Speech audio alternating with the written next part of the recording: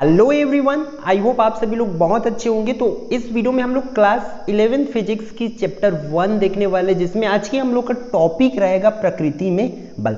तो चलो देख लेते हैं प्रकृति में बल में हम लोग को क्या क्या चीजें पढ़ना पड़ेगा। तो यहाँ पर आप लोग देख पा रहे होंगे, सबसे पहले प्रकृति में बल बोला गया है। तो ये बल होती क्या है? बल को इंग्लिश में फोर्स बोलते हैं, ये तो आप लोग को पता है ना। तो उस बल की भी तो कोई ना कोई डेफिनेशन होगी, परिभाषा होगी कि एक्चुअल में बल किसको बोलते हैं ना। तो ये जानना हमारे लिए जरूरी। तो चलो उसको देख लेते हैं। तो ये क्या होती है कि बल वह बाह्य कारक मीन्स एक्सटर्नल एजेंट, ठीक है, एक्सटर्नल एजेंट है जो किसी वस्तु की विरामावस्था, ठीक है, गत्यावस्था, आकार को बदल देता है या आकृति को परिवर्तन कर देता है अथवा परिवर्तन करने का प्रयास करता है, उसे ही हम लोग क्या कहते हैं? बल कहते हैं। ठीक है, यहां पर देखो अब लोग बल किसको बोल रहे हैं, समझने का कोशिश करो। बाह्य कारक मतलब कोई एक्सटर्नल एजेंट जो है, ठीक है, किसी भी वस्तु, कोई सा भी वस्तु को अगर वो गति में है, जैसे कि हम लोग का बाइसिकल है, साइकिल है, वो गति में है, अगर हम लोग उसको बल लगाएंगे मतलब ब्रेक लगाएंगे तो वो रुक जाएगा, चेंज हो रहा है। ठीक है, अगर कोई वस्तु विरामावस्था में है ना, अगर साइकिल की बात करें वो विरामावस्था में खड़ी हुई है, अगर हम लोग उसमें बल लगाएंगे मीन्स पैडल मारेंगे उसमें, है ना, तो वो क्या हो जाएगी? गति अवस्था में आ जाएगी। तो चेंजेस हो रहा है, परिवर्तन हो रहा है ना, तो उसे ही क्या कहते हैं? बल कहते हैं। ठीक है, अब बल की हम लोग को एक चीज और याद रखना पड़ेगा हमें, क्या कि बल की ऐसा मात्रा क्या होती है? न्यूटन होती है। मतलब बल को हम लोग नापते किससे हैं? न्यूटन से नापते। भैया अब हमेशा याद रखना कि 1 किलो बल 2 किलो बल नहीं होता, 1 न्यूटन बल, 2 न्यूटन बल, 3 न्यूटन बल, इस तरीके से होगा। ठीक है, और उसको लिखते कैसे हैं? एन से दर्शाते हैं, कैपिटल एन से। और ये बल क्या है? एक सदिश राशि है। इन बातों को आप लोग ध्यान रखेंगे। ठीक है, ठीक। फिर देख लेते हैं कि प्रकृति में 4 प्रकार के मूल बल कार्यरत है। देखो बल तो बहुत सारा है, बल मूल, बट जो मूल बल है, ठीक है, वो सिर्फ 4 प्रकार के। कौन कौन सा? गुरुत्वीय बल, विद्युत चुंबकीय बल, प्रबल नाभिकीय बल और क्षीण नाभिकीय बल। तो ये 4 प्रकार के बल आपको देखने को मिलेगा, यही मूल बल है, इसको आप लोग को याद रखना है। ठीक है, आगे बात कर लेते हैं। इसमें हम लोग पहला को देखते हैं कि गुरुत्वीय बल क्या है ना। गुरुत्वीय बल को बोलते क्या है? Gravitational force. तो आप लोग के लिए मैं बता दूं कि ये किसी भी बोर्ड के लिए, आप एमपी बोर्ड से हो, सीजी बोर्ड से हो, झारखंड बोर्ड से हो, ठीक है, किसी भी बोर्ड के स्टूडेंट हो या आप लोग जेई का, नीट का तैयारी करें, तो सभी के लिए ये वीडियो क्या है? यूजफुल होने वाली। तो वीडियो को अंत तक देखेंगे ताकि हर एक चीज को मैं अच्छे से एक्सप्लेन कर पाऊं, आप लोग समझ पाओ और अच्छे से इसको नोट कर लेंगे। ठीक है, नोट में आपको पीडीएफ आपको टेलीग्राम में प्रोवाइड करा दूंगा। टेलीग्राम आप लोग एकलव्य बिहार पे सर्च करेंगे तो मिल जाएगा, या अदरवाइज आपको वीडियो के डिस्क्रिप्शन से आपको उसका लिंक मिल जाएगा। ठीक है, तो पहले समझ लेते हैं। पीडीएफ की बारे में हम लोग बाद में बात कर लेंगे। ठीक है, प्रकृति में विभिन्न पिंडों के बीच कार्य करने वाले बल को गुरुत्वीय बल कहते हैं। गुरुत्वीय बल मतलब समझे होंगे, गुरुत्वाकर्षण, है ना। तो उसी को ही क्या बोला जाता है? विभिन्न पिंडों के बीच कार्य करने वाले, मतलब 2 पिंडों को अगर बल लगता है ना, तो उसको ही क्या बोलते हैं? गुरुत्वीय बल कहते हैं। नीचे इसके बारे में और भी लिखा हुआ है कि इन्हीं 2 पिंडों के बीच कार्य करने वाले गुरुत्वीय बल, ठीक है, मान के चलो 2 पिंड है ना, इस तरीके से 1 पिंड 2 पिंड है, तो दोनों पिंडों के द्रव्यमान, मान के चलो इसका द्रव्यमान m और इसका द्रव्यमान कितना है? m2 है। तो द्रव्यमान के गुणनफल के अनुक्रमानुपाती तथा उनके बीच के, मान के चलो दूरी कितनी है? r है ना, तो दूरी के बीच की वर्ग व्युत्क्रमानुपाती होती है। इसके हिसाब से हम लोग का एक फॉर्मूला बन जाएगा। वो क्या? अगर मान के चलो फोर्स है ना, क्या बोला गया है कि इसमें देखो जो गुणनफल के अनुक्रमानुपाती होती है, तो अनुक्रमानुपाती का मैं चिन्ह बना दिया। गुणनफल किसके? गुणनफल, द्रव्यमानों के गुणनफल। तो m1 इंटू m2 हो जाएगा, और बटा में क्या लिखेंगे? दूरी के वर्ग के व्युत्क्रमानुपाती, इसलिए वो बटा में आ जाएगा, और वर्ग बोला है तो वर्ग, इस तरीके से। अब इस फॉर्मूला को आप लोग याद रखना, ग्रेविटेशनल फोर्स के लिए है, गुरुत्वीय बल के लिए। ठीक है, क्लियर। तो आगे देख लेते हैं हम लोग इसकी विशेषताओं के बारे में कि इसकी क्या क्या विशेषताएं होती है इस गुरुत्वीय बल में, है ना। तो यहाँ आप लोग देख पा रहे कि यह बल क्या होते हैं? व्युत्क्रम वर्ग के नियम का पालन करते हैं। हम लोग अभी जस्ट देखिए कि व्युत्क्रम वर्ग का रूल इसमें अप्लाई हो रहा था, है ना। यह सदैव आकर्षण बल होता है। मेन चीज याद रखने वाली बात है कि ये सदैव आकर्षण बल होता है, मतलब वो बल हमेशा आकर्षित करता है पिंडों को अपनी ओर। ठीक है, कौन सी बल? गुरुत्वीय बल। हम लोग देखे होंगे, आप लोग अगर किसी भी बॉल को, गेंद को है ऊपर फेंक दे तो वो नीचे आ जाता है ना, अर्थ की ओर। वो सिर्फ और सिर्फ किसकी वजह से होता है? इस आकर्षण बल, गुरुत्वीय बल की वजह से होता है ना। आगे देखेंगे तीसरे नंबर पर इस बल की परास, परास मीन्स रेंज क्या होती, बहुत अधिक होती, गुरुत्वीय बल की रेंज बहुत अधिक होती है ना।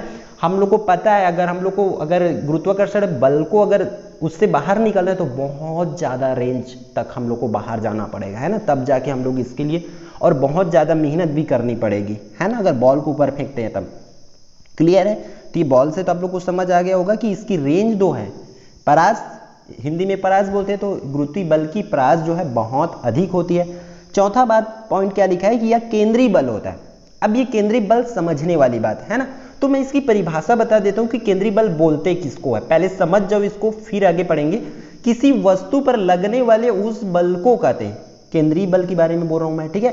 किसी वस्तु पर लगने वाले उस बल को कहते हैं जिसका परिणाम जो है केवल r पर निर्भर करता है, मतलब उसकी दूरी पर निर्भर करता है, ठीक है। मतलब ऐसा बल जिसका परिणाम कि कितना बल लग रहा है, क्या कितना लगेगा, कैसा लगेगा, वो सिर्फ और सिर्फ डिपेंड किसके ऊपर करता है, निर्भर किसके ऊपर करता है, आर के ऊपर करता है, तब उसको हम लोग केंद्रीय बल कहते हैं, ठीक है। और ये केंद्रीय बल क्या करता है, दो पिंडों को मिलाने वाली रेखा के अनुदिश कार्य करता है, ठीक है।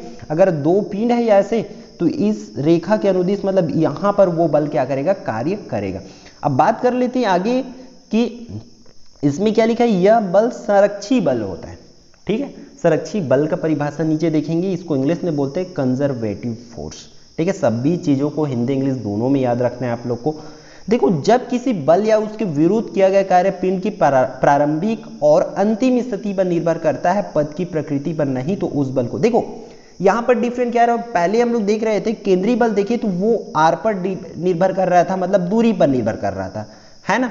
बट अभी यहां पर देखो ये किस पर निर्भर करना है, ये निर्भर नहीं करता है किस पर, पथ की प्रकृति पर, मतलब पथ कैसा भी हो, रास्ता कैसा पर भी हो, उस पर निर्भर नहीं करता है, ठीक है। तो उस बल को ही हम लोग क्या कहते हैं, संरक्षी बल कहते हैं। क्लियर है? सभी को पॉइंट टू पॉइंट आप लोग नोट कर लेंगे।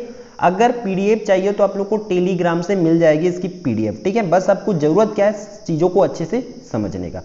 दूसरे बल के बारे में बात करते हैं, विद्युत चुंबकीय बल, इलेक्ट्रोमैग्नेटिक फोर्स। इसको तो आप लोग क्लास 10 में भी पढ़े थे, ठीक है। तो विद्युत चुंबकीय बल किसको बोलेंगे, इसमें समझो दो आवेशित वस्तुओं के बीच लगने वाले बल को स्थिर वस्तु, मतलब दो आवेशित, है ना। आवेश आप लोग को पता होगा कि आवेश दो प्रकार की होती है, एक तो धन आवेश होती है, दूसरी होती है ऋण आवेश, ठीक है।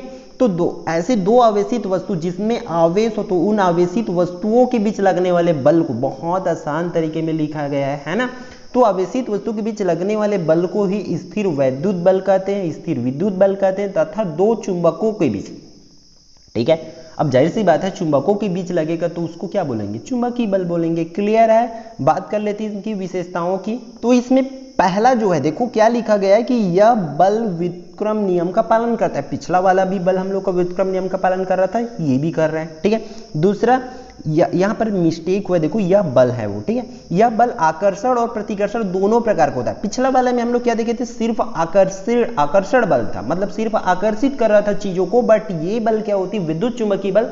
आप लोग देखे होंगे कभी कभी हम, मतलब हमें करेंट जब लगती है तो हम लोग कभी कभी चिपक जाते हैं, और कभी कभी हमें जोर से झटका लगता है तो हम लोग दूर फेंकाए जाते हैं ना, मतलब दूर चले जाते हैं। तो आप लोग देखिए, तो उससे समझ जाओ कि ये आकर्षित भी करते हैं, मतलब अपनी ओर खींचता भी और अपने से दूर भी फेंकता है। तो ये दोनों प्रकार की बल होती, कौन, विद्युत चुंबकीय बल। तीसरा यह दीर्घ परास बल है, मतलब जैसे कि गुरुत्वीय बल की भी परास बहुत अधिक थी, सिमिलरली इसका भी बल की परास मतलब रेंज जो है बहुत अधिक होती है। यह केंद्रीय बल है, यह संरक्षी बल है, सेम सिमिलरली है, बस डिफरेंट यहां पर है कि यह प्रतिकर्षण बल भी है ना। अब बात कर लेते हैं यह कितने गुना होता है, तो ये गुरुत्वीय बल से कितना होता है, गुरुत्वीय बल से भी ज्यादा होता है, कितना, 10⁻36 गुना, इतना ज्यादा प्रबल होती है कौन, विद्युत चुंबकीय बल। ये उससे भी ज्यादा स्ट्रांग होती है। क्लियर है? ठीक, आगे देख लेते हैं। थर्ड में क्या है कि प्रबल नाभिकीय बल, स्ट्रॉन्ग न्यूक्लियर फोर्स। तो इसमें देखो सबसे पहले तो नाभिकीय बल होती क्या, इन चीजों को हमें समझना पड़ेगा, है ना। तो प्रबल नाभिकीय बल वह बल होता है जो न्यूक्लियनों अर्थात प्रोटॉनों और न्यूट्रॉन को नाभिक में बनाए रखता है। मतलब नाभिकीय बल कहां पर लगेगा, नाभिक पर। तो ये बल कैसा है कि ये कैसे काम करता है, ये प्रोटॉन और जो न्यूट्रॉन होता है किसी भी नाभिक पर, उसको वहां पर वो बनाए रखता है ना, ठीक है। तो इसमें वह प्रोटॉन के बीच आगे बढ़ते हैं, यह बल इतना प्रबल होता है, मतलब ये इतना स्ट्रांग होता है कि ये प्रोटॉन के बीच लगने वाले प्रतिकर्षण बल के बावजूद भी, मतलब प्रोटॉन के बीच में क्या लगता है, प्रोटॉनों के बीच में प्रतिकर्षण बल लगता है, मतलब एक दूसरे को फेंकता है वो, है ना, एक दूसरे से दूर जाने की कोशिश करता है, उसके बावजूद भी ये क्या करता है, न्यूक्लियनों को नाभिक के अंदर बनाए रखता है। न्यूक्लियन किसको बोलेंगे, यहां पर हम लोग देखें, न्यूक्लियन मतलब प्रोटॉन और न्यूट्रॉन, उसके बावजूद भी ये क्या काम करता है कि उसको उसके अंदर बनाए रखता है, मतलब उसमें चलो भाई तुम लोग यहीं रहो, यहां आपको कहीं नहीं जाना है करके, ठीक है। कौन, प्रबल नाभिकीय बल का काम होता है। क्लियर है। बात कर लेते हैं इनकी विशेषताओं का, तो आप लोग देख पा रहे यह बल व्युत्क्रम वर्ग के नियम का पालन नहीं करता। मेन चीज यहां से आप लोग याद रखेंगे, पहले हम लोग दो बल देखे थे, दोनों जो बल है वो पालन करते हैं, बट ये व्युत्क्रम वर्ग के नियम का पालन नहीं करता, मतलब इसको द्रव्यमान से कोई लेना देना नहीं है, दूरी से कोई लेना देना नहीं है, किनको, प्रबल नाभिकीय बल को। क्लियर है, ठीक। दूसरा बल के बारे में बात करें तो यह बल आकर्षण बल होता है, ठीक है, जैसे कि वो हम लोग का गुरुत्वीय बल आकर्षण बल था, सिमिलरली उन्हीं की तरह ये आकर्षण बल है। अल्प पराशोती, यहां पर भी चेंजेस है, ये अल्प पराशोती मतलब इसकी रेंज जो है उतनी ज्यादा नहीं होती, आधी होती है, ठीक है। यह एक केंद्रीय बल नहीं है, इन चीजों को भी आप लोग याद रखेंगे, है ना, यह केंद्रीय बल नहीं है। ये जैसे कि वो केंद्रीय बल क्या होता है, वो दूरी पर निर्भर करते हैं ना, तो इनको दूरी से कोई लेना देना नहीं है, केंद्रीय बल नहीं है।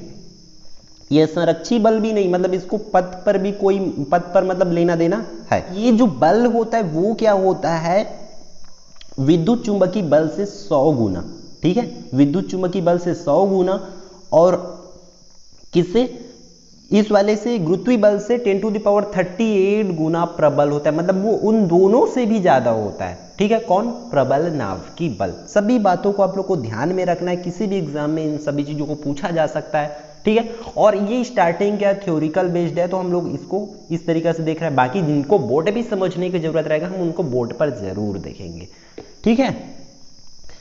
तो आगे देखते हैं, चलो यहां पर क्षीण नाभिकीय बल, यहीं से आप लोग को एक काम करना है, अगर आप लोग चैनल को सब्सक्राइब नहीं किए होंगे तो चैनल को सब्सक्राइब कर देंगे भाई, ताकि जो क्लासेस है वो रेगुलर हो सके, क्योंकि बच्चे जितने भी यहाँ पर एक्टिव रहेंगे उतनी जल्दी से क्लासेस आती जाएगी सभी विषयों की, है ना। तो आप लोग वीडियो अच्छी लग रही है, समझ आ रही है, तो वीडियो को लाइक करेंगे, शेयर करेंगे, ठीक है। चौथा देख लेते हैं, क्या, क्षीण नाभिकीय बल, ये हम लोग के मूल बल में लास्ट बल है, चौथा बल, इसको वीक न्यूक्लियर फोर्स कहते हैं, है ना। यह उन मूलभूत कणों के मध्य लगने वाला बल होता है जो रेडियो एक्टिव पदार्थों की क्षय के दौरान उत्सर्जित होता है, मतलब रेडियो एक्टिव पदार्थ जब क्षय होता है तब ये बल क्या है, उत्सर्जित होता है, बनता है, देखो निकलता है ना। तो कैसे होगा, रेडियो एक्टिव बोलते कि इसको समझना पड़ेगा आप लोग को, है ना। तो यहां देखो रेडियो एक्टिव बोलते किसको है, वह प्रक्रिया होती है, ठीक है, रेडियो एक्टिविता या रेडियोधर्मिता वह प्रक्रिया होती है जिसमें एक अस्थिर परमाणु अपने नाभिक से, ठीक है, नाभिक से क्या करता है, आयनीकारी विकिरण, मतलब आयोनाइजिंग रेडिएशन, मतलब एक विकिरण निकलता है, किसके रूप में, ऊर्जा के रूप में। कहां से, कोई भी परमाणु होगा, उस परमाणु के अंदर से क्या निकलती है, ऊर्जा निकलती है, तो ठीक है, ऊर्जा निकलती है। तो ऐसे पदार्थ जो स्वयं ही ऐसे ऊर्जा निकालते हैं, मतलब जो पदार्थ इस तरीके से ऊर्जा जिस पदार्थ से भी निकलता है, तो उसको हम लोग रेडियो एक्टिव पदार्थ कहते हैं। क्लियर है, आपको याद आ गया होगा, समझ आ गया होगा कि रेडियो एक्टिव पदार्थ बोलते किसको है। तो रेडियो एक्टिव पदार्थों के से जो ऊर्जा निकलती है उसके दौरान क्यों कौन उत्सर्जित होता है, कौन निकलते हैं, क्षीण नाभिकीय बल के दौरान के कारण ही वो हो पाता है ना। ठीक, विशेषताएं की बारे में देख लेते हैं कि विशेषताएं देख पा रहे होंगे आप लोग। क्षीण नाभिकीय बल गुरुत्वीय बल से प्रबल तो होता है तथा विद्युत चुंबकीय बल व प्रबल नाभिकीय बल से अत्यंत दुर्बल होता है। ठीक है, यह अल्प परास बल है, इन बातों को भी आप लोग याद रखेंगे। ठीक, आगे हम लोग देख लेते हैं संरक्षण नियम। ठीक है, तो संरक्षण नियम मींस कंजर्वेशन लॉस के बारे में देखेंगे कि ये कितने प्रकार के होते हैं, बोलते किसको। तो संरक्षण नियम प्रकृति के मूलभूत नियम है, ठीक है, जिसका उल्लंघन कभी भी नहीं होता है। ठीक है, मतलब इसको कभी भी हम लोग चेंज नहीं कर सकते, इसमें किसी भी प्रकार की कोई बदलाव नहीं कर सकते, किसमें, संरक्षण नियम में। ठीक है, तो संरक्षण नियम 4 प्रकार के होते हैं, कौन कौन से, रेखीय रेखीय संवेग संरक्षण का नियम, कोणीय संवेग संरक्षण का नियम और ऊर्जा संरक्षण का नियम, और लास्ट है हम लोग का आवेश संरक्षण का नियम। तो सभी को देख लेते हैं बारी बारी से। पहला देखेंगे क्या है, रेखीय संवेग संरक्षण का नियम, है ना। तो इस नियम के अनुसार देखो, रेखीय संवेग संरक्षण का नियम इसमें समझना पड़ेगा कि बोलते किसको है। तो यदि किसी वस्तु या निकाय पर कोई बाह्य बल ना लग रहा हो तो उस निकाय का जो रेखीय संवेग होता है, अगर कोई निकाय है ना, कोई पिंड है बोल सकते हैं, कोई निकाय है, तो अगर उस पर किसी भी प्रकार की कोई बल नहीं लग रहा है ना, ना तो आकर्षण बल लग रहा है ना तो प्रतिकर्षण बल, कोई भी बल नहीं लग रहा है, तब उस निकाय का, उस पिंड का क्या होता है, रेखीय संवेग जो है हमेशा निश्चित रहता है, ठीक है, नियत रहता है, उसमें कोई बदलाव नहीं होते रहता है। तब इसमें हम लोग आगे देख सकते हैं कि किसी पिंड का रेखीय संवेग को हम लोग कौन से सूत्र से दर्शाते हैं, इस सूत्र से, कि P इक्वल टू क्या होता है, mv, और m वहां पर क्या होता है, उस पिंड का द्रव्यमान होता है, v क्या होता है, उस पिंड का वेग होता है। क्लियर है, ठीक है। अगर उदाहरण इसमें देखेंगे हम लोग, तो जब किसी बंदूक से गोली दागी जाती है तो बंदूक क्या होती है, पीछे की ओर हट जाती है ना। तो गोली दागने के पूर्व निकाय क्या होता है, विरामावस्था में होती है, अतः उसका रेखीय संवेग क्या हो जाती है, शून्य हो जाती है। तो इस तरीके से आप लोग इस एग्जांपल्स को याद रखेंगे, ठीक है। आगे देखते हैं हम लोग कोणीय संवेग संरक्षण का नियम, ठीक है, एंगुलर मोमेंटम। तो इसमें देखो, इस नियम के अनुसार क्या होती है, पहले में हम लोग देखे थे कि उस निकाय का संवेग रेखीय संवेग नियत रहता था, बट कोणीय संवेग में क्या होता है, इस चीजों को हमें समझना पड़ेगा। तो इस नियमानुसार यदि किसी निकाय पर कोई बाह्य बल आघूर्ण ना लगे, ठीक है, बाह्य बल आघूर्ण अगर नहीं लगता है, तब उसको हम लोग क्या होता है, उसका कोणीय संवेग। अगर उस वाले में क्या हो रहा था, कोई बाह्य बल नहीं लग रहा था, तब उसका रेखीय संवेग निश्चित था।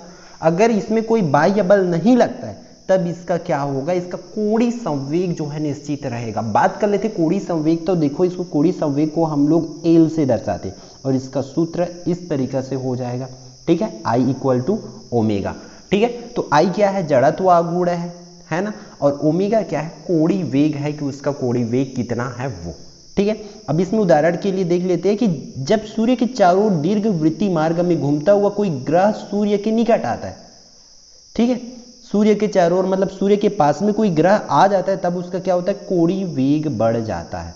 ग्रह की सूर्य के निकट आने पर उसका जड़त्व आघूर्ण घट जाता है। अब जड़त्व आघूर्ण घट रहा है, ठीक है, इसलिए उसका कोणीय वेग क्या हो जाती है, बढ़ जाती है, ताकि उसका कोणीय संवेग क्या रहे, नियत रहे। इस तरीके से उसका कोणीय संवेग क्या होती है, निश्चित रहती है, ठीक है। थर्ड देखते हैं ऊर्जा संरक्षण का नियम। इसे तो आप लोग बहुत पहले से पढ़ते आ रहे होंगे, है ना, क्लास 9, 10 सभी में देखे हैं कि ऊर्जा संरक्षण का नियम क्या कहते हैं, कि इस नियमानुसार ऊर्जा न तो उत्पन्न की जा सकती है और न तो नष्ट की जा सकती है। इसको सबको पता है ना। क्या होती है, ऊर्जा एक रूप से दूसरे रूप में बदल जाती है ना।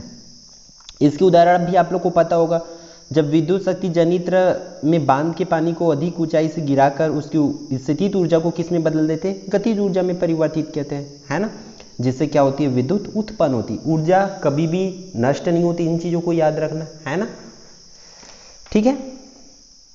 चौथा, आवेश संरक्षण का नियम, law of conservation of charge. तो आवेश संरक्षण का, आवेश तो दो प्रकार की होती है, इन चीजों को पता होगा, है ना। तो इस नियमानुसार क्या होता है, किसी विलगित निकाय में कुल आवेश सदैव नियत रहता है।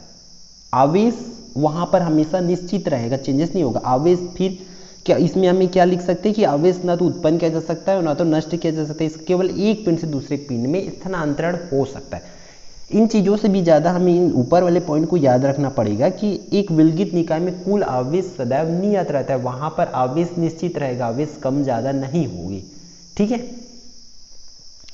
उदाहरण के लिए, जब कांच की अनावेशित छड़ को रेशम के अनावेशित कपड़े से रगड़ते, ठीक है, कांच के छड़ को हम लोग रेशम के कपड़े पे रगड़ते हैं, तो क्या होता है, कांच की छड़ में जितना धन आवेश उत्पन्न होता है, रेशम के कपड़े में उतना ही ऋण आवेश उत्पन्न होता है, ताकि निकाय का कुल आवेश पहले के बराबर ही रहे। मतलब जितना धन आवेश रहेगा उतना ही निश्चित, उतना ही क्या रहेगा, ऋण आवेश भी रहेगा, तो ताकि वो दोनों हमेशा बराबर रहे करके।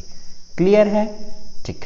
आई होप ये पूरी वीडियो आपके लिए यूजफुल होगा। तो अगर किसी भी प्रकार की कोई डाउट होती है या नोट डाउनलोड करने में, नोट आपको कहाँ से मिलेगा, आपको टेलीग्राम से मिलेगा, टेलीग्राम में आपको सर्च कर लेना है एकलव्य आरपीएस, फिर आप लोग को पीडीएफ सभी चैप्टर का आपको लाइन से मिल जाएगी। ठीक है, तो आप लोग टेलीग्राम भी ज्वाइन करके रखिए, साथ ही साथ चैनल को सब्सक्राइब करके रखिए। अगर कोई डाउट होता है तो आप लोग कमेंट करके बता सकते हैं। ठीक है, और किसी भी चीज़ को और भी समझना है तो उसकी वीडियो के लिए आप लोग कमेंट करके बता सकते हैं कि कौन सी वीडियो आपको चाहिए। ठीक है, तो मिलते हैं नेक्स्ट वीडियो में।